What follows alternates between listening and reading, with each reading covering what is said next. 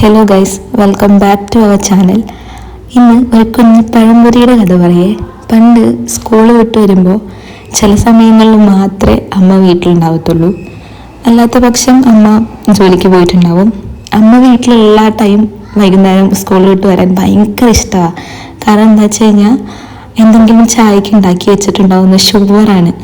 അപ്പോൾ സ്കൂൾ വിട്ട് നമ്മളുടെ വീടിൻ്റെ വാതിൽക്കൽ എത്തുമ്പോൾ നല്ല എണ്ണയിൽ കിടന്ന് വറുക്കണൊരു സ്മെല്ല് നമുക്കിങ്ങനെ കിട്ടും.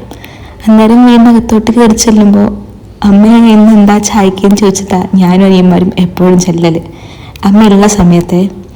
അന്നേരം അമ്മ എപ്പോഴും ഉണ്ടാക്കി തരുന്ന ഒന്നാണ് പഴംപൊരി.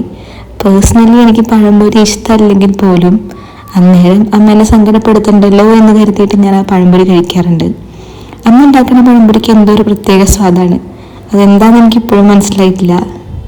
വർഷങ്ങൾക്ക് ശേഷം കല്യാണം കഴിഞ്ഞ് ഞാനിപ്പോൾ എൻ്റെ ഭർത്താവിന് ഉണ്ടാക്കി കൊടുക്കുമ്പോൾ പണ്ടത്തെ കുറേ കാര്യങ്ങൾ ഞാനിങ്ങനെ ഓർത്തു പോവുകയാണ്. അമ്മയുടെ അത്ര കയ്പൊന്നും എത്തിയില്ലെങ്കിലും എന്നെ കൊണ്ടാവും പോലെ ഇപ്പം ഞാനും പഴംപൊരി എല്ലാം ഉണ്ടാക്കും. പണ്ട് അമ്മ ഇങ്ങനെ പഴംപൊരിയൊക്കെ ഉണ്ടാക്കുന്ന സമയത്ത് ഞാൻ എപ്പോഴും ചോദിക്കും, ഓഫ് ഈ പഴംപൊരിയൊക്കെ ഒന്ന് മാറ്റി പിടിക്കാമേ, എന്തിനാ എപ്പോഴും പഴംപൊരി ഉണ്ടാക്കണേന്ന്.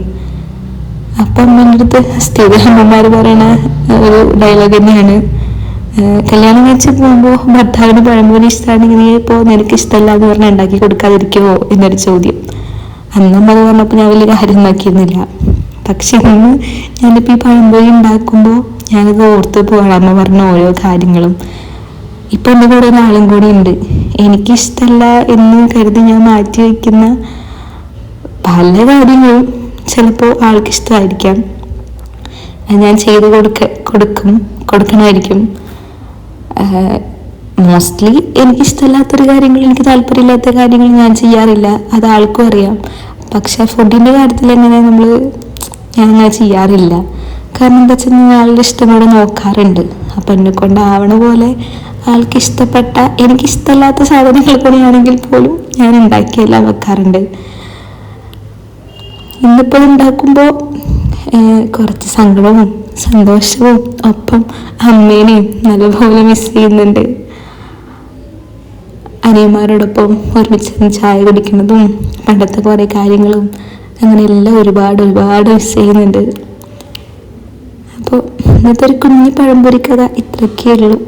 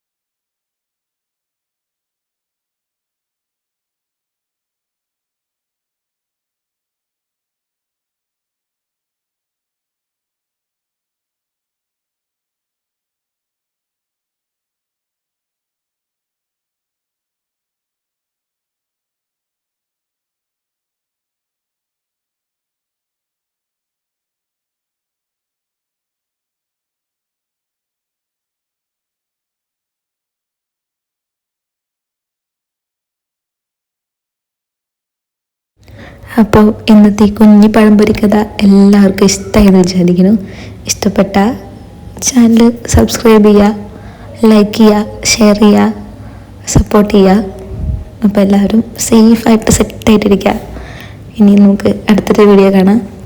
അതുവരെ ഓക്കെ, ബൈ.